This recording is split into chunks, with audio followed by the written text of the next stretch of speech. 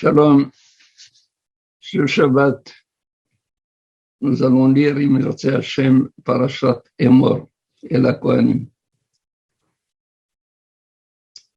Emor et la Kohanim, c'est là où la Torah développe combien les Kohanim devraient-ils garder leur pureté dans la perfection totale, c'est-à-dire ne pas être en contact d'un mort, ni ne se trouver dans des endroits où il y a des personnes malades, gravement malades, qui sont sur le point de mourir de peur, qui ne soient surpris par la Touma dégagée par un mort. Et mort et la Kohanim, les Nefesh lo itamar be'amad, ils ne devraient pas du tout s'impurifier au contact d'un mort. Pourquoi les Kohanim sont-ils obligés de se préserver de dans cette perfection? Puisqu'ils servent à Kadosh Baruch Hu, du fait qu'ils sont les serviteurs de Kadosh Baruch Hu. C'est eux qui font tout le service dans Beth Amikdash. Il ne convient pas du tout qu'ils puissent être affligés d'un deuil et servir. Ni imaginez quelqu'un, un serveur qui sert le roi, qui lui apporte à manger ou qui lui sert à boire, et il est dans un état lamentable où il est sale, il est impur. Badaï, le Melech, le roi, il va le chasser, il va lui dire, ainsi, les serviteurs du roi qui est à Kadosh, pour le roi des rois, ils devraient être dans un état parfait de perfection, de pureté, pour servir à Kadosh. Mais le Midrash, il cherche à comprendre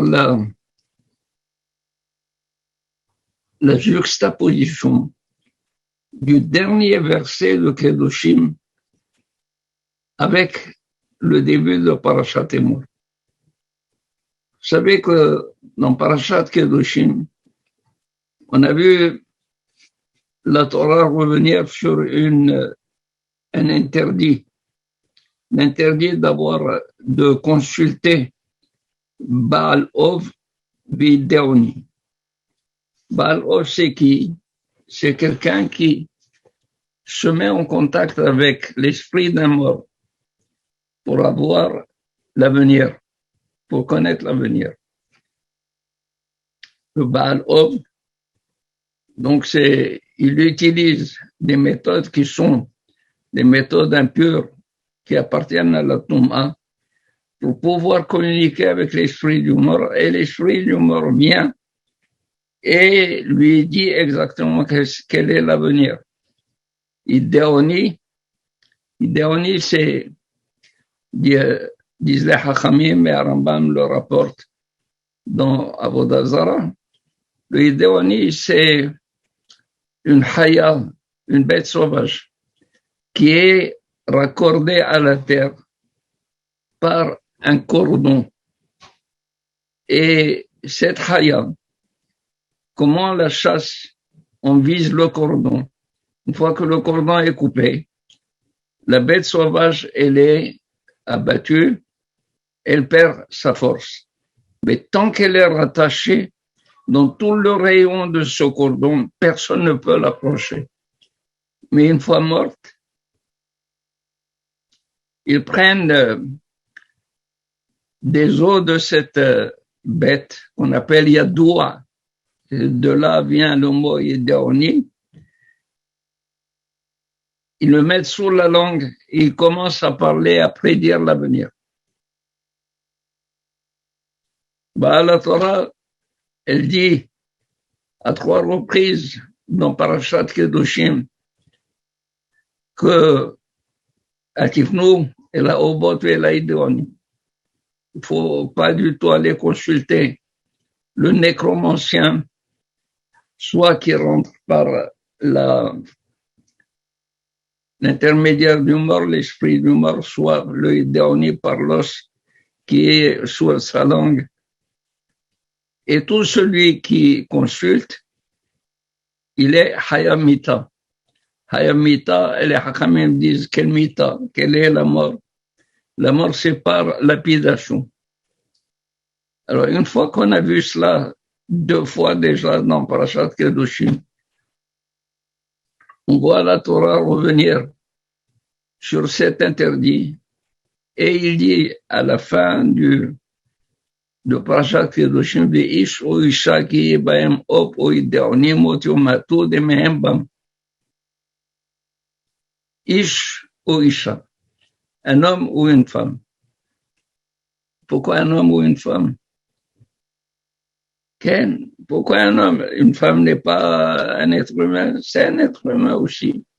Pourquoi un homme ou une femme? Alors le Midrash dit, Ish ici c'est Shaoul, Amelech. Isha, c'est la femme qui est Baalat Ov. Baalat Ov, c'est la pythonisse. Dans nécromancien, le Yadoua, c'est pythonisse. Nécromancien, c'est Baal Ov qui consulte les morts.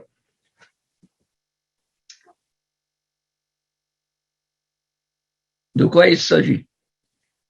Il s'agit que du temps de Shaoul HaMelech avait interdit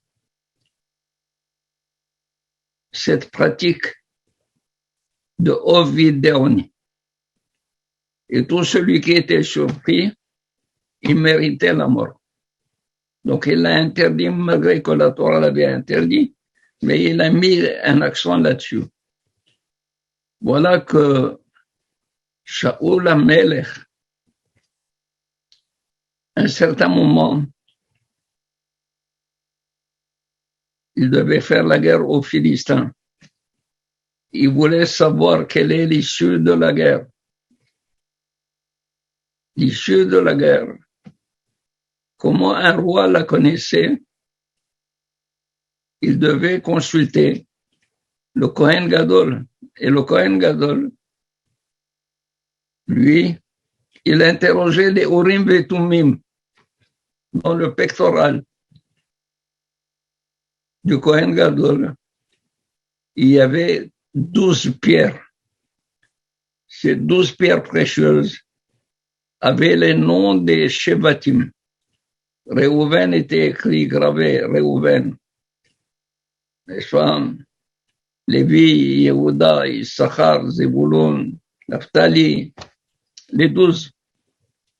Et quand le Kohen Gadol, en présence du Sanhédrin, le roi, il venait poser la question au Kohen Gadol, il consultait le Choshen Mishpat, ce pectoral, et le pectoral répondait à la question qui était posée par le roi en éclairant des lettres, des Shevatim. Par exemple, si le roi demande, faut-il aller à la guerre? En ce moment, le pectoral, il éclairait des lettres et on lisait Ya'alou, qu'il monte contre les ennemis. Mais Ya'alé Rishona qui doit monter le premier. Si c'est Yehuda, Ya'alé. Vous avez ici l'ordinateur auquel on pose des questions, il vous répond. Mais dans l'ordinateur, vous avez programmé déjà les réponses. Mais dans Urim Vetumim, était Me'erim Tamim, il éclairait leurs réponses, leurs paroles. Donc il avait les Kohanim. Qu'est-ce qu'il a fait? Il n'a pas été chez les Kohanim, il a été chez Baalat Ov. Baalat Ov, il connaissait une femme qui, elle, entrait en contact avec les morts. Il s'est déguisé et il lui a dit, je veux que tu consultes un mort. Il lui a dit, je ne peux pas. Shaoul, Vishma, Shaoul, il va Aragani. Shaoul, il va me tuer. Il a dit, ne t'en fais pas. Je te protège contre Shaoul. Quand elle est arrivée, il lui a dit, quelle est la personne avec laquelle tu veux communiquer? Il lui a dit, avec Shmuel Hannavi. Parce que Shmuel venait de mourir. Alors, il lui a dit, tu es Shaoul. C'est toi-même qui es Shaoul. Il a avoué que c'était Shaoul lui-même. Et la question se pose. Pourquoi Shaoul faut-il qu'il aille voir la Baalat Ov alors qu'il avait le Kohen Gadol? Il n'avait qu'à aller voir le Kohen Gadol. Mais il n'a pas pu. Pour quelle raison?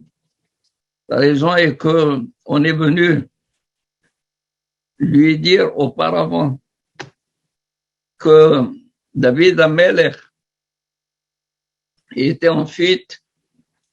Il est venu dans le Mishkan et le Kohen Gadol lui a donné une épée et du pain.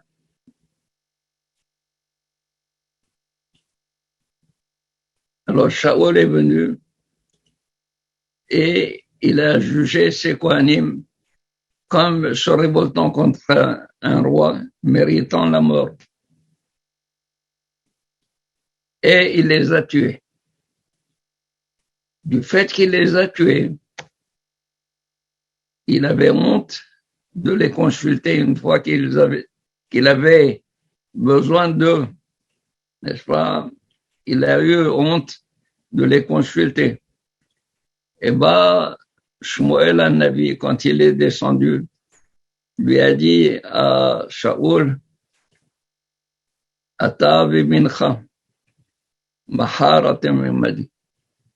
C'est-à-dire, toi et ton fils, demain, vous serez avec moi. Qu'est-ce qu'il lui a dit? Il lui a dit qu'ils seront morts, ils seront avec lui.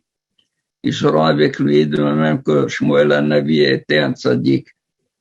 Shaoul et Jonathan eux-mêmes, morts sur le champ de bataille, ils seront avec Shmuel, ça veut dire qu'ils seront bimhid sato, seront dans son environnement, dire comme les tzadikim. Et pourquoi les Hachamim ont dit, celui qui faute, qui a honte de sa faute,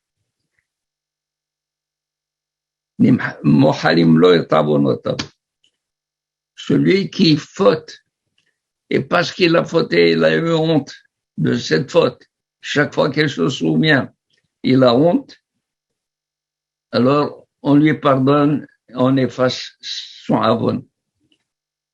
Voilà que la Torah pose la question, quel est le lien qu'il y a entre Ish ou Isha qui est Baem Ov, des Mehembam, Motiamoto des Mehembam, il doit mourir.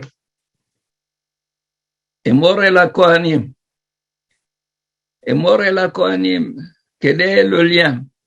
Les Hachamim, ils ont dit, on va dire à Kadosh Baruch Hu, tu nous as interdit toute consultation d'un Ov et d'Eroni. Comment on va connaître l'avenir? Et vous savez que le drame d'un homme, c'est le fait qu'il n'arrive pas du tout à lire son avenir. De quoi est fait son avenir? Quel est le lendemain? La peur du lendemain. Est-ce que le lendemain, il va être là, il va être absent? Est-ce qu'il va gagner? Est-ce qu'il ne va pas gagner? Est-ce qu'il va survivre? Il ne va pas survivre? Tout cela, les Hamim disent, les Bnei Israël vont se poser la question, ils vont dire, tu nous interdis Baal Tov et Baal Teoni. Comment on va connaître l'avenir? Alors, il lui dit, est mort et la Kohanim. Va chercher chez les Kohanim. Va chercher chez le Kohen Gadol. Lui, quand il a consulté le Urim et Tumim, Akadosh Baruch Hu lui donne l'avenir exact. Tandis que le Baal Ov et Deoni, ce qu'ils connaissent, ils connaissent un avenir, mais d'une manière imparfaite. L'avenir dépendant de la conduite, l'avenir d'un homme dépend de la conduite d'un homme. Akadosh Baruch Hu, même s'il est un gezerah ra'a, un décret mauvais contre une personne, avec la teshuva, avec le repentir, et Maasim Tovim Akadosh Baruch Hu, il peut changer ce destin. Il peut changer ce décret. De mal, il peut devenir bon. De négatif, il peut devenir positif. Mashma que Baal Ov, Baal Ideoni, c'est le contraire de ce qu'Akadosh Baruch Hu veut. Akadosh Baruch Hu termine, tu dois être parfait, intègre vis-à-vis de Akadosh Baruch Hu. Tu ne dois pas du tout être ma'amin dans d'autres choses, comme s'ils avaient un pouvoir divin. Non, ils n'ont qu'un pouvoir. Et si tu demandes alors pourquoi ils peuvent prédire et leur prédiction est exacte. On va apprendre plus tard qui menaçait Hashem Etrem. Akadosh Baruch Hu, il vous met en épreuve. Si on est prêt à lui obéir ou non.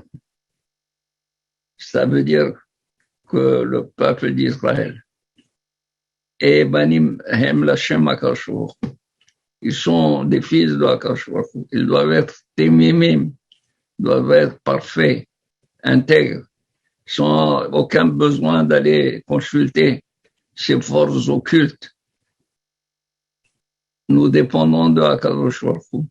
Nous sommes les fils de Akadosh Baruch Hu et en tant que fils, nous sommes tenus de se conduire avec respect vis-à-vis de notre Père qui a vu chez Bachon et Ratson, que Akadosh Baruch Hu nous donne la possibilité de mériter une teshuva parfaite afin qu'il délivre à Israël. Amen. Qu'il Shabbat Shalom.